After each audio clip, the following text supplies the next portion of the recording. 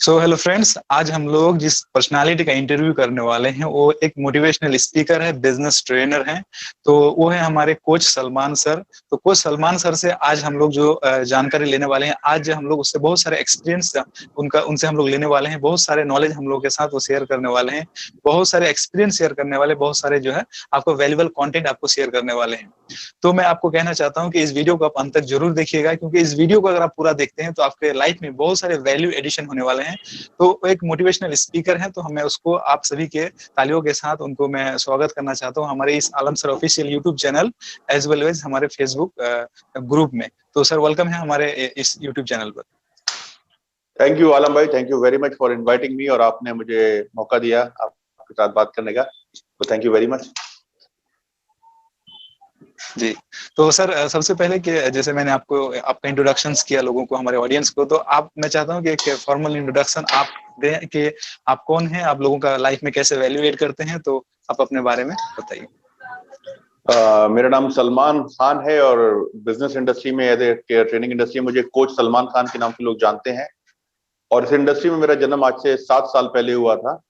उससे पहले मैं मुंबई यूनिवर्सिटी के लिए कैपिटल कॉलेज में प्रोफेसर की जॉब कर रहा था और वहां पर मैं एचओडी की पोस्ट पे था। उससे पहले मैंने एपटेक कंप्यूटर एजुकेशन के लिए काम किया, वहां पर मैं कोर्स कोऑर्डिनेटर था, जो मैंने शुरू की थी जब मैं मेरी मास्टर डिग्री कर रहा था। बाई क्वालिफिकेशन मैंने ग्रेजुएशन किया फिजिक्स में, फिर मैंने आईटी में मास्टर डिग्री की है, कंप्लीट की है और इस तरह से आना शुरू हुआ। यूनिवर्सिटी में जब मैं काम कर रहा था तो मैंने बहुत सारे कॉलेजेस में अलग अलग जगह पे सेमिनार्स वगैरह कंडक्ट किए और स्टूडेंट्स वगैरह के लिए। तो अंदर से मुझे कुछ रियलाइज हो रहा था कि स्टेज पे मुझे करने में बहुत मजा आ रहा है। और फिर एक चीज मेरे सामने आई कि हर आदमी कुछ करने के लिए बना होता है, कुछ पर्पस के लिए उसको भेजा गया है दुनिया में, और हम उसमें ना जाकर हम रोजी रोटी के चक्कर में हम या तो फिर मैनेजर बन जाते हैं, टीचर बन जाते हैं, इंजीनियर बन जाते हैं। लेकिन हर एक के अंदर एक ना एक टैलेंट होता है और ये टैलेंट मैंने डिस्कवर किया 2012 में कि मुझे बोलने का, लोगों से बात करने का बड़ा शौक है। और ये कैसे पता चला मैं बताता हूँ। जब ये कॉन्सेप्ट मेरे सामने आया तो मैंने मेरे कॉलेज के जो फ्रेंड्स थे उनसे कहा कि मुझे लेटर लिख के दो कि तुमने सलमान को क्या डिफरेंट देखा था, क्या ऐसी क्वालिटी थी जो यूनिक क्वालिटी थी सलमान के अंदर। तो उनसे मैंने लेटर मंगाए। फिर मैंने जब यूनिवर्सिटी में जिन लोगों के साथ मैं काम कर रहा था उन प्रोफेसर से मैंने लेटर्स मंगाना शुरू किए। एपटेक में जो जॉब की थी उनसे लेटर्स लिखवाए और एरिया में जो लोग रहते थे उनसे लिखवाए। तो ऐसे कुछ लेटर जमा किए, उसमें कुछ कॉमन चीजें समझ में आई मुझे। मैक्सिमम जो लोगों ने लिखा था कि सलमान तेरी कम्युनिकेशन बहुत स्ट्रांग है, हम कॉलेज में तुझे बोल वचन कहते थे, जुबान का बादशाह कहते थे। तो कम्युनिकेशन से रिलेटेड ये चीज मेरे सामने आई और मैंने कहा यार कम्युनिकेशन है तो इस तरह कुछ काम करेंगे। और फिर मैंने अपने ऊपर काम करना शुरू किया। मैंने लाइफ का लैंडमार्क कोर्स ज्वाइन किया, फिर मैंने बहुत सारे अलग अलग स्किल्स प्रोग्राम ज्वाइन किए और अपनी स्किल्स को डिस्कवर करके फिर मैं लोगों के सामने आया और अपनी कंपनी शुरू की पार्ट टाइम में। उस चीज से जो आपको पसंद है उससे आप कैसे पैसा बना सकते हैं। तो पर्सनालिटी डेवलपमेंट के कुछ कोर्सेज शुरू किए हमने। फिर धीरे धीरे पता चला कि हमें एक निश में काम करना है और बिजनेस कोचिंग में आ गए। तो पिछले 7 साल से मैं बिजनेस कोचिंग में हूँ और इस तरह से मैं इस इंडस्ट्री में आया। 250 से ज्यादा कंपनियों के साथ मैंने काम किया है।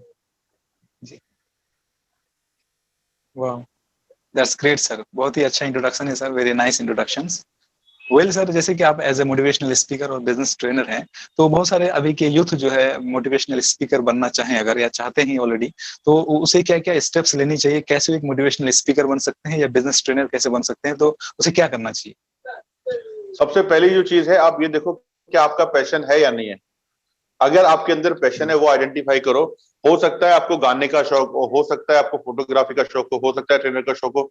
कोई ट्रेनिंग इंडस्ट्री में पैसा बना रहा है ये देख के ट्रेनिंग इंडस्ट्री में मत आओ। हर इंडस्ट्री में पैसा है और आपके अंदर अगर ये पैशन है, जैसे मैंने डिस्कवर किया बोल वचन बातों से मुझे शौक था और ये चीज मेरा स्किल थी जो मेरे को सबने बताया, तो मैं इस प्रोफेशन में आ गया। लेकिन अगर वही लोग मुझे बताते कि सलमान तू गाना बहुत अच्छा गाता है या राइटिंग बहुत अच्छी, ड्राइंग बहुत अच्छी करता है, ये है, तो शायद मैं वो चीज चूज करता। तो अगर आपका पैशन है तो वो देखकर आओ, क्योंकि आप किसी को कॉपी नहीं कर सकते या मुझे कोई कॉपी नहीं कर सकता। कोई मुझे कॉपी कर लेगा लेकिन मेरा पैशन तो कॉपी नहीं कर लेगा ना वो, राइट? वो तो मेरे अंदर है। तो वो स्पार्क अगर आपके अंदर है तो वो आपको मोटिवेट करेगा। आप ये देखो वो चीज करने में आपको मजा आता है या नहीं आता है। और अगर मजा आता है तो अगर आपको पैसा नहीं मिलेगा तो आप करोगे क्या वो काम? तो आपके अंदर से बात आती है, हाँ पैसा नहीं मिलेगा तो भी मैं करूंगा, मुझे खुशी मिलती है, राइट? तो इससे पता चलता है यार ये मेरा पैशन है, इसके लिए मैं पैदा हूं। और बिलीव में जब आप इसके अंदर उतरोगे काम करने के लिए, जो भी आपका पैशन है उसको फिर इंप्रूव करते जाओ, उसमें और स्किल्स पे काम करते जाओ और नॉलेज लो, उस चीज की प्रैक्टिस करो, रियाज करो, डेफिनेटली पैसा आपके ऊपर अपने आप बरसेगा, राइट।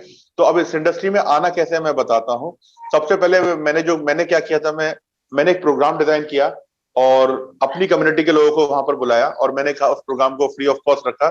और पहले प्रोग्राम के बाद फिर मैंने उनको 4 हफ्ते का एक प्रोग्राम दिया। 2000 पहले 1500 में दिया मैंने, कुछ लोगों सेल किया, कुछ लोगों ने लिया, फिर मैंने 2000 में दिया। और ये इस तरह से मैं स्ट्रगल कर रहा था। और इस कम्युनिटी में, मुस्लिम कम्युनिटी के लिए जब मैं काम कर रहा था तो मुझे बहुत सारे लोगों ने निगेटिव फीडबैक बहुत ज्यादा दिए इस चीज के लिए। तो मुझे समझ में आ गया कि मैं कहाँ करना है कहाँ नहीं करना है। हमें अपना मार्केट आइडेंटिफाई करना है, किस मार्केट के साथ काम करना है, राइट। अभी जैसे आप है, आपके बियर्ड है और आप जाएंगे तो समझ में आएगा, लेकिन मैं तो एकदम कनेक्ट नहीं हो रहा था मैं वहां से, और उस रिलीजन की इतनी एक्सपर्टीज नॉलेज भी नहीं थी, तो शायद मैं वहां पर कोप अप नहीं कर पा रहा था। तो मुझे समझ में आया शायद मेरा मार्केट सेगमेंट दूसरा है, और बहुत जल्दी मैंने अपने मार्केट को आइडेंटिफाई किया। फिर मेरे लेफ्ट राइट में मैंने 2 लोगों को रखा, एक असिस्टेंट ली मैंने, शाजिया करके असिस्टेंट थी पहले मेरे पास, फिर दीपा आई, अब दीपाली है। तो मेरे पास एक राइट हैंड था जो मेरा लोड कम करता था। तो इस इंडस्ट्री में आने के लिए आपको क्या करना है, पहले आप अपनी नॉलेज को, एक्सपीरियंस को देने के लिए 1-to-1 काम करना शुरू करो। आपको एक बंदा मिलेगा आपके आसपास, देखो 4-5 लोगों से बात करो, उनको फ्री में नॉलेज देना शुरू करो।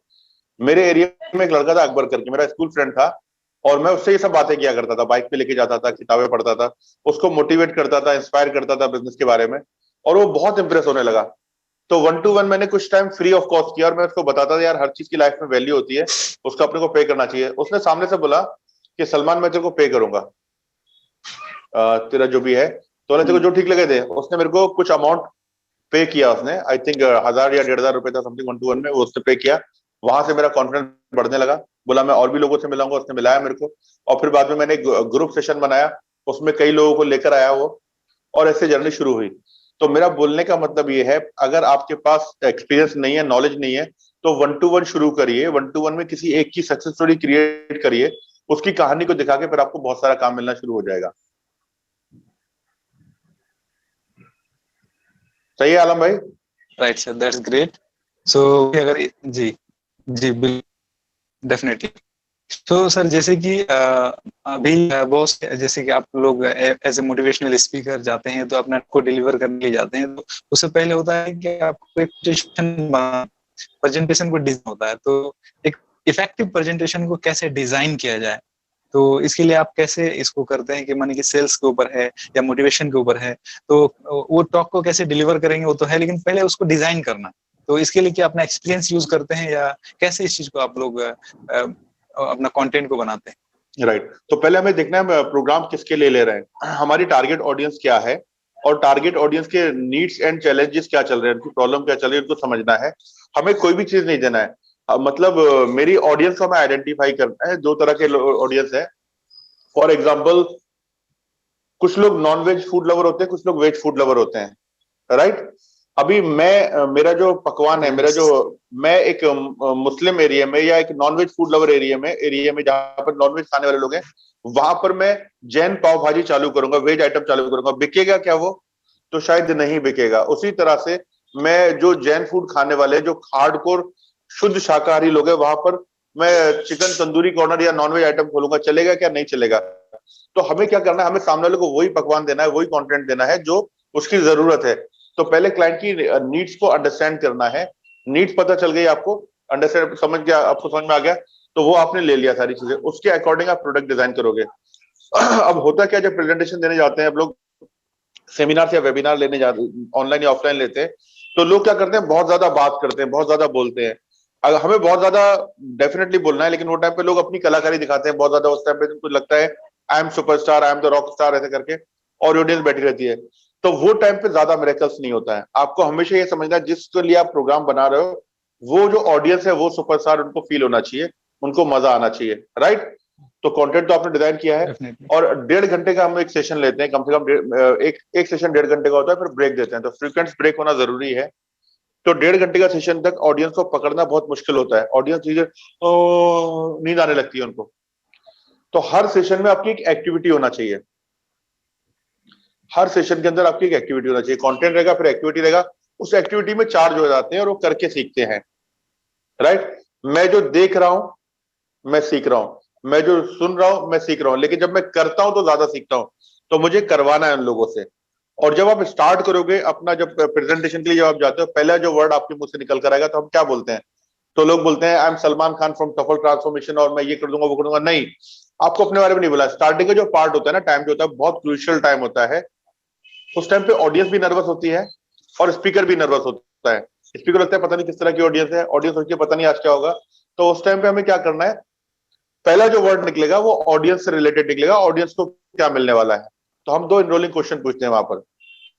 आप में से कितने लोग हैं जो चाहते हैं आपके बिजनेस 20 to 200% ग्रो होना चाहिए? और हाथ ऊपर करके मैं बात करता हूँ तो लोग हाथ उठाते हैं। तो पहला क्वेश्चन क्या निकाला मैंने?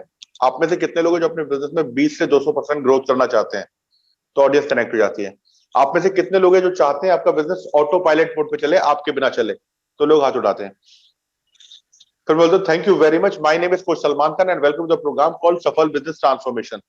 तो पहले उनको क्या मिल रहा है वो मैं देता हूं, क्वेश्चन में एनरोल करता हूं उनको, और फिर मैं मेरा नाम करता हूं। यहां पर क्या करते हैं स्पीकर्स? ऑटोमेटिक अपना नाम शुरू कर देते हैं, राइट? तो हमें उनको क्या मिल रहा है पहला वर्ड वो बोलना है हमारे को। What's in it for me, उनके लिए क्या है, हमेशा इस पे ध्यान रखना है।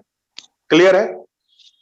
कुछ टॉपिक कवर किया आपने, फिर आप क्वेश्चन आंसर शेयर करो उनसे। क्या सीखा आपने? क्या सीखा आपने? तो वो लोग बताएंगे आपको क्या सीखा। अभी सपोज यहाँ पे 100 लोग इस तरह से 100 लोग बैठे हुए हैं और फ्रंट पे बंदा बैठा हुआ, मैं उससे बात कर रहा हूँ, वो मेरे से बात कर रहा है। तो जब मैं इसे 1 to 1 इंटरेक्शन करने जाऊंगा तो बाकी ऑडियंस डिस्कनेक्ट हो जाएगी।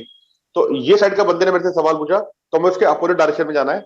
यहाँ सवाल आ रहा है, मेरे को यहाँ पे खड़े होना है और यहाँ खड़े होकर पीछे हाथ करके पूछना है आपको सुनाई दिया?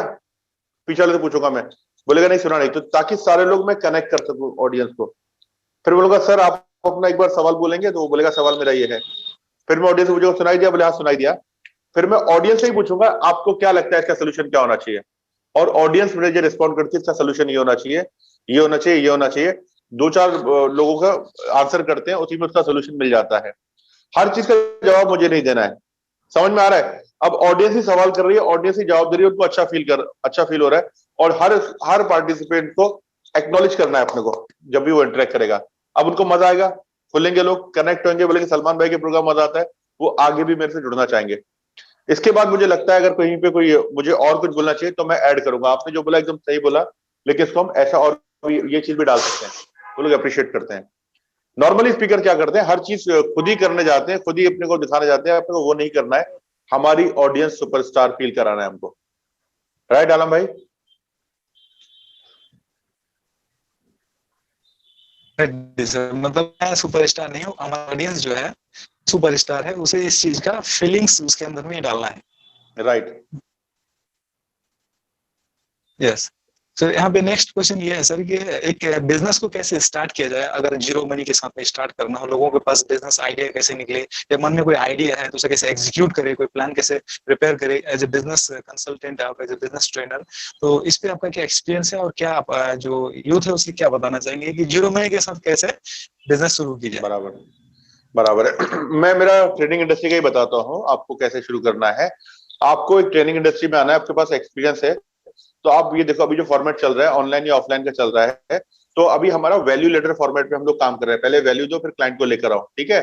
तो मुझे कम से कम 6 प्रोग्राम फ्री वाले रन करना पड़ेंगे, जिसके बाद मैं एक वर्कशॉप बनाऊंगा, राइट? तो मैं पेपर पे कैलकुलेशन करता हूँ। मैंने एक वेबिनार एक प्रोग्राम लिया, मैंने एक सेमिनार कंडक्ट किया मैंने, और उस सेमिनार पे मेरा XYZ कॉस्ट आ रहा है। तो कितना कॉस्ट आ रहा है मुझे कैलकुलेट करना है।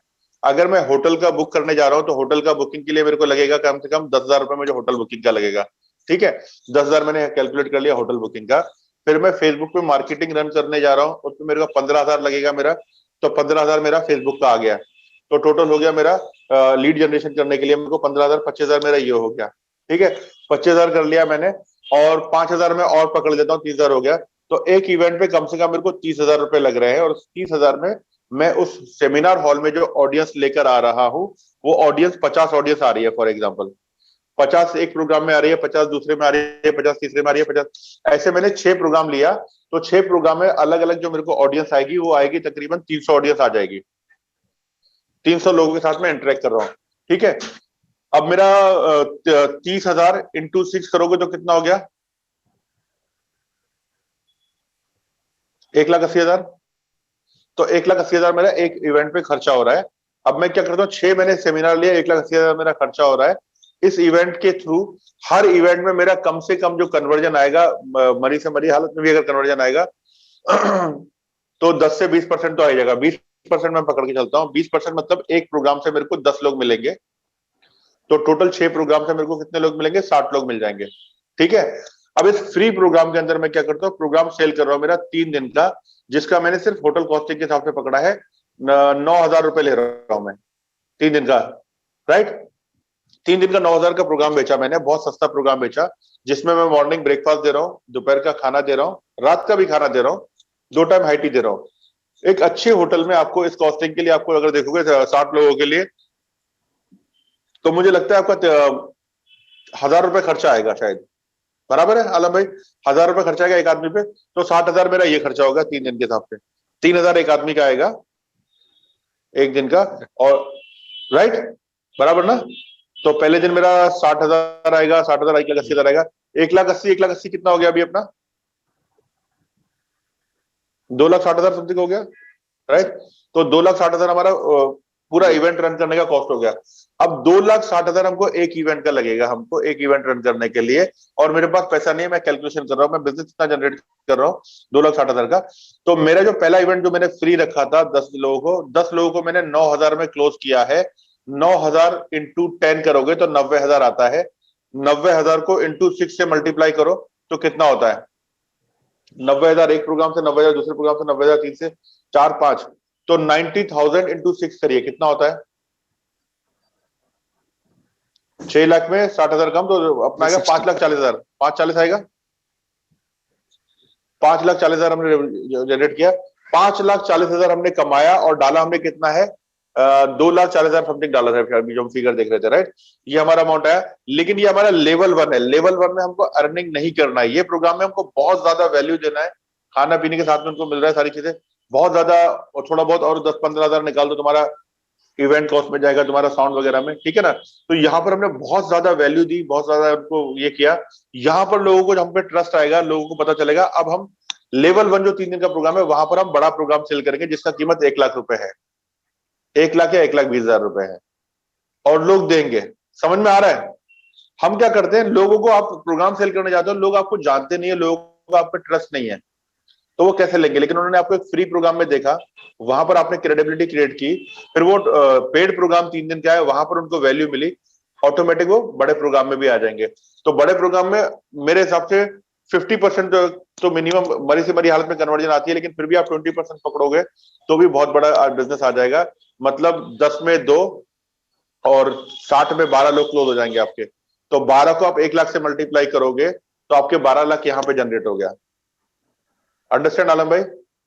अब ये हमने पेपर पे विजन बनाया। अब मैं क्या करूंगा, इस विजन को जो मैंने बनाया कि इतना इन्वेस्टमेंट है, इतना रिटर्न है, सारी चीजें मैंने बताई, फिर मैं 10 लोगों से या 20 लोगों से मिलूंगा जाकर। अगर मुझे 2 लोगों से मतलब पेमेंट चाहिए, मुझे कितना चाहिए, तो वो एग्जाम्पल मैंने डाला कि मेरे को 2.5 लाख रुपए चाहिए, तो कितने लोग लगेंगे, इन्वेस्टर लगेंगे, मुझे कैलकुलेट करना है।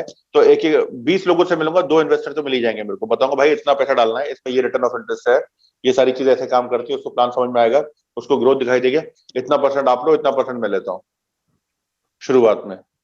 तो वो आदमी लगाएगा आपको पैसा, लेकिन आपके पास पिक्चर होना चाहिए, क्लियरिटी होना चाहिए। आज लोग बैठे हैं पैसा लगाने के लिए, लेकिन वो दान चैरिटी करने नहीं बैठे, उनको दिखना चाहिए।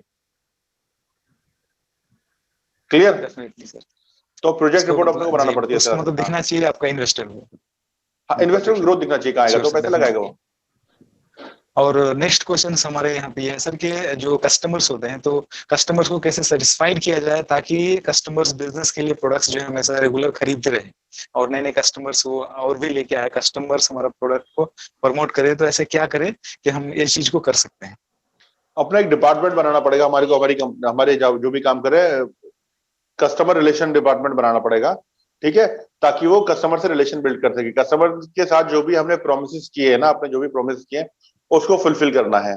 अगर आपने 1,000 रुपए का एक प्रोडक्ट दिया है उसको, तो आप ये देखना है 1,000 रुपए में मैं कैसे 10,000 की वैल्यू दे सकता हूं मैं।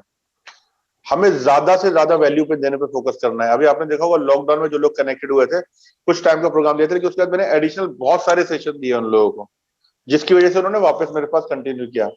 मैंने लॉकडाउन में 2000 का प्रोग्राम सेल किया। 2000 के मैंने बहुत आउट ऑफ द बॉक्स जाके उनको वैल्यू दिया। 4 सेशन दिया मैंने, फिर 1-to-1 कंसल्टिंग भी किया उनको। 1-to-1 कंसल्टिंग करने के बाद उन्होंने मेरा बड़ा प्रोग्राम लिया 30,000 वाला। 30,000 का प्रोग्राम लिया, उसमें रिकॉर्डिंग और पीपीटी सब मैं भेजता था उनको, बहुत ज्यादा वैल्यू देता था, 1-to-1 कनेक्ट रहता था। अब उन्होंने मेरा 1,20,000 का प्रोग्राम लिया है। राइट, तो ये क्यों हो रहा है? क्योंकि हमको वैल्यू देना है। जब आप ज्यादा से ज्यादा वैल्यू दोगे ना, तो आदमी आपके पास ही रहेगा, कहीं नहीं जाएगा। तो आपको ज्यादा से ज्यादा वैल्यू देने पर फोकस करना है। अभी हर चीज आप करने जाओगे तो शायद डिस्ट्रैक्ट नहीं कर पाओगे, क्योंकि आप 10 जगह इन्वॉल्व हो। तो आपको एक बंदा रखना पड़ेगा जो कस्टमर सर्विस पे वैल्यू दे सके। इनिशियली आपके पास काम नहीं है, फ्री हो तो शुरुआत में आप खुद से स्टार्ट करोगे, लेकिन जैसे जैसे पैसा आने लगेगा एक आदमी को रखो, उसको काम दो, भाई तेरा काम है इन लोगों से वैल्यू क्रिएट करना। उनके date of birth, date of anniversary लेके रखो, उनको अमेज कराओ, फील कराओ। मतलब बार बार आप उसके सामने फ्लैश होते रहना चाहिए, कस्टमर के सामने दिखते रहना चाहिए। आज बड़ी बड़ी मूवी निकलती है जो सलमान खान या अक्षय कुमार इन लोगों की, क्यों ब्लॉकबस्टर होती है? ये लोग क्या करते हैं, पिक्चर निकालने से पहले अपना पोस्टर देते हैं। पहले पोस्टर आ जाता है तो मार्केट को गर्म करते हैं, फिर एक प्रोमो सेंड करते हैं, फिर क्या करते हैं वो लोग, गाना देते हैं, फिर कुछ और करते हैं। तो मार्केट को धीरे धीरे गर्म होती है, पिक्चर आती है, पब्लिक पहुंच जाती है वहां पर। बहुत से लोग ये सब चीजें नहीं कर पाते हैं, तो उनकी पिक्चर वहां पे नहीं पहुंच पाती है।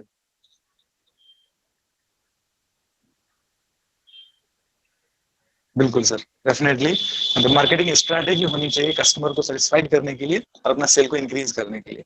Good. And next question sir, कि जैसे आपका एक प्रोग्राम है मनी मास्टरी बोल के, आई थिंक, तो ये मनी मास्टरी का क्या मतलब है, या कैसे मनी को मैनेजमेंट करें, क्या टिप्स देना चाहेंगे ऑडियंस को? क्योंकि पैसे कमाना इंपॉर्टेंट तो है, बट उससे भी ज्यादा इंपॉर्टेंट है आई थिंक उसे कैसे मैनेज करते हैं हम। Then how to manage money, क्या टिप्स रहेगा इसके?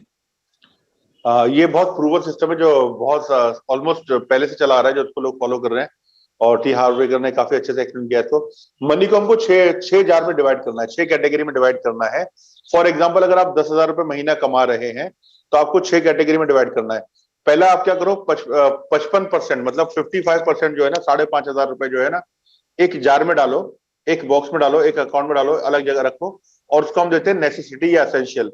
जो भी जरूरतें हैं मेरी, उस 5,500 में मुझे खर्च खत्म करनी है। मतलब मेरी दवा हो गई, मेरे कपड़े हो गए, मेरा खाना पीना हो गया, उस 55,000 में मेरे को 5,500 में के अंदर ही गुजारा करना है मुझे। राइट, तो ये मेरा नेसेसिटी हो गया। दूसरा जो जा रहेगा उसमें मैं 10% डालूंगा, मतलब 1,000 रुपए मेरे वहां पे जाएंगे, और उसका हम बोलते हैं financial freedom fund. Financial freedom fund वो है जो हमको फाइनेंशियली फ्री करे, मतलब पैसा पैसे को कमा के दे। तो यहाँ पर मैंने 1,000 रुपए जमा कर दिए फाइनेंशियल फ्रीडम फंड में, तो 1,000 रुपए मेरे यहाँ चले गए, जो मेरे को पैसे को बना के देगा, उसके लिए मैंने रखा है। दूसरा मेरा एक और जा रहेगा एलटीए, जिसको बोलते हैं लॉन्ग टर्म सेविंग। लंबे टाइम के लिए सेव कर रहे हैं, उसमें हम 1,000 रुपए डालेंगे। मतलब मुझे घड़ी लेनी है, मुझे मेरे पर मर्जी के कपड़े लेना है, या मुझे गाड़ी खरीदनी है। राइट, तो बच्चों की पढ़ाई हो गई, वेकेशन पे जाना है, तो ये मेरे लॉन्ग टर्म सेविंग के लिए, ड्रीम हाउस लेना है, तो 1,000 रुपए मैं वहां पे जमा कर दिया मैंने एलटीएस में। ठीक है, 1,000 रुपए वहां चले गए मेरे। तो पहले 5.5 गए नेसेसिटी में, फाइनेंशियल फ्रीडम में 1,000 गए, 6.5 हो गए, लॉन्ग टर्म सेविंग में 1,000 गए, 7.5 हो गए। अब 1,000 रुपए जो रहेंगे वो मेरी एजुकेशन पे जाएंगे। मतलब मुझे अपने ऊपर प्रोग्राम खरीदना है, मुझे अपने ऊपर वेबिनार सेमिनार अटेंड करने के लिए पैसा खर्च करना है, अपनी लर्निंग के ऊपर। ये मुझे कोई किताब खरीदनी है पढ़ने के लिए, उसके ऊपर खर्च करना है, या मुझे कोई ऑडियो प्रोग्राम खरीदना है। तो अपनी एजुकेशन पे हमें इन्वेस्ट करना है 10%। तो 1,000 रुपए मैंने मेरे एजुकेशन जार में डाल दिए। राइट, तो अब मेरे हो गए 8,500 रुपए। उसके बाद बचता है मेरे को अमीर बनने के लिए, अमीरों वाली एक्सपीरियंस हमको करना जरूरी है, लेकिन एक्सपीरियंस में हम सारा पैसा नहीं उड़ाना है। तो 1,000 रुपए मैंने डाले प्ले जार में। प्ले जार में मतलब मैं फील कर सकूं, उसको महसूस कर सकूं। 1,000 रुपए मेरे प्ले जार में आ गए, तो मेरे 9,500 रुपए हो गए। और 500 रुपए जो है वो मेरे 5% जो अमाउंट बचा है मेरा, वो जाएगा मेरा चैरिटी में।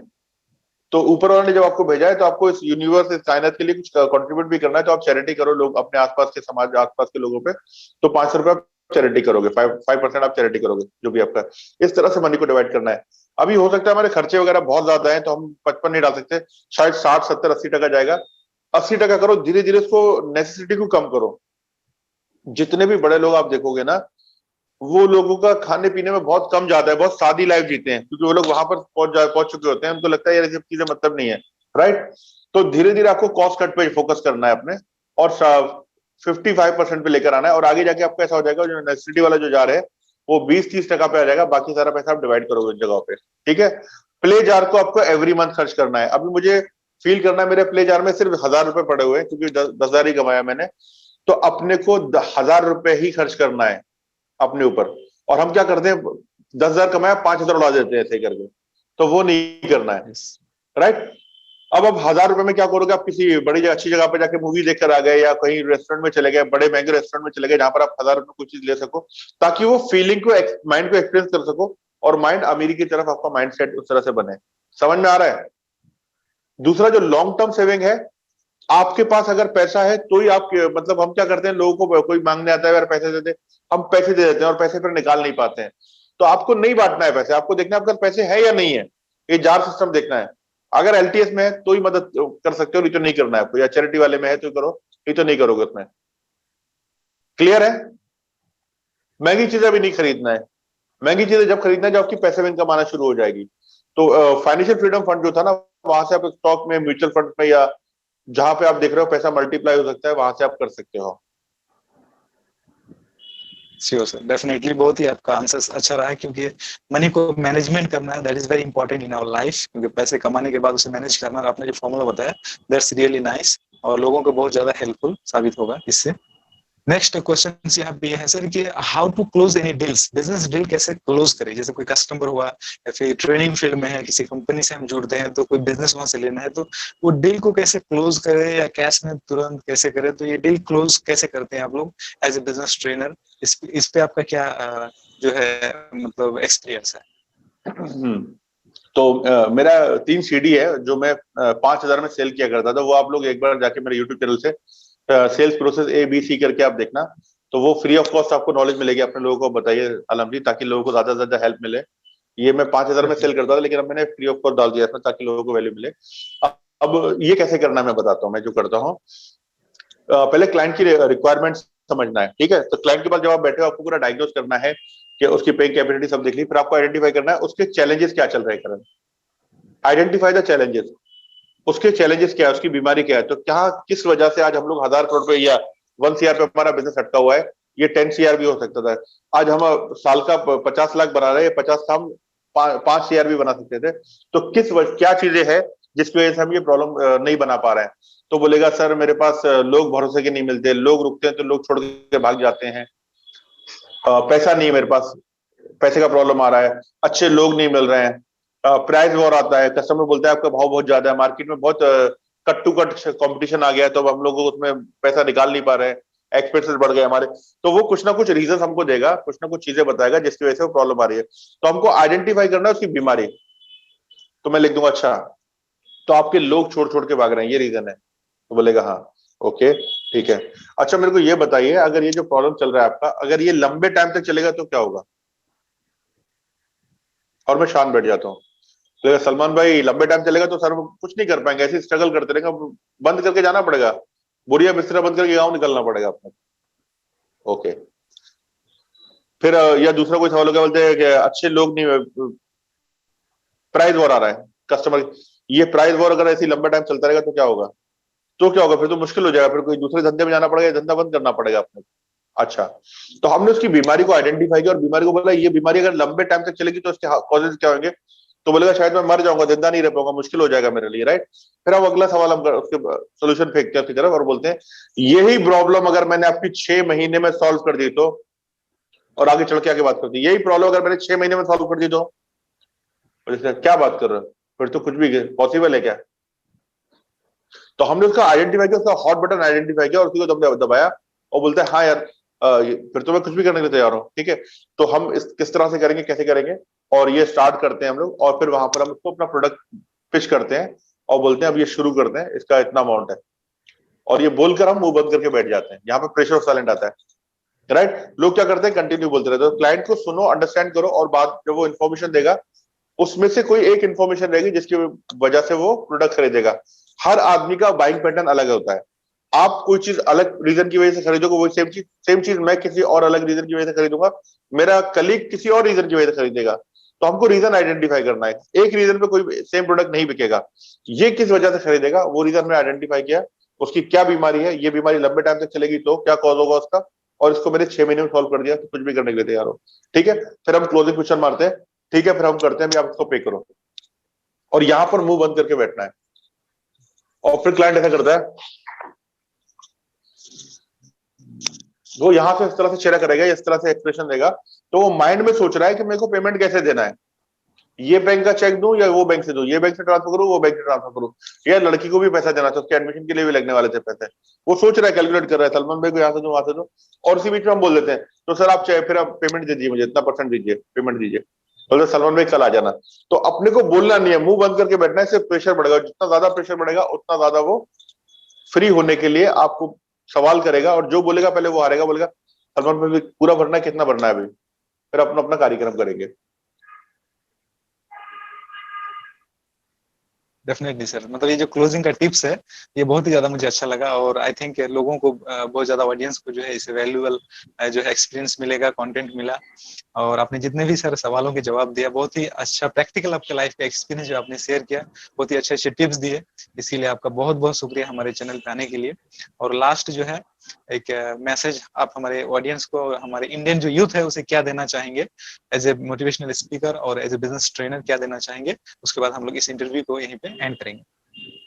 तो आलम भाई थैंक यू वेरी मच, आपने मुझे मौका दिया। मैं यही बताना चाहता हूँ, बिल्कुल भी निगेटिविटी में स्प्रेड मत हो, कोई निगेटिव चीजों में इन्वॉल्व मत हो। इंडिया अपना जो देश है बहुत बड़ा अपॉर्चुनिटी से भरा पड़ा है, हिंदुस्तान सबसे बड़ा आबादी वाला देश है, और इस देश में अगर हम काम नहीं कर सकते, दुनिया में कहीं नहीं कर सकते। बाहर की कंपनियां आके लगाए बैठी है इंडिया में, क्योंकि इंडिया बहुत बड़ा मार्केट है चाइना के बाद, और इंडिया में बहुत ज्यादा अपॉर्चुनिटी। और हमारा सौभाग्य, जो मैं बोलता हूँ लोगों को, हमारी खुशकिस्मती है कि हम इस देश में पैदा हुए हैं, हम इस कल्चर को, इस मिट्टी को पहचानते हैं, समझते हैं, हम आसानी से लोगों के साथ कनेक्ट हो सकते हैं। आपको आगे बढ़ने से अगर किसी ने रोका है, तो यहाँ पर जो बैठा है ना वो रोक रहा है, तो वहां पर नेगेटिव चीजें आने मत दो, अपॉर्चुनिटी भरी पड़ी है, राइट। कोई न्यूज देखना बंद कर दो, नेगेटिव चीजों में इन्वॉल्व होना बंद कर दो। जितना ज्यादा नेगेटिव एनर्जी कंज्यूम करोगे उतना ज्यादा आपका ग्रोथ रुकेगा। हर एक इंसान से, हर एक कम्युनिटी के साथ, सबके साथ धंधा करना है, सबके साथ हमको आगे बढ़ना है, और जब हम आगे बढ़ेंगे तो देश आगे बढ़ेगा। सेल्स सबसे बढ़िया प्रोफेशन है, सेल्स स्किल सीखो और ये सारी चीजें सीखो, और आई होप आप लोग अच्छा करोगे। Thank you very much. Thank you sir, thank you very much हमारे साथ कनेक्टेड होने के लिए। Thank you.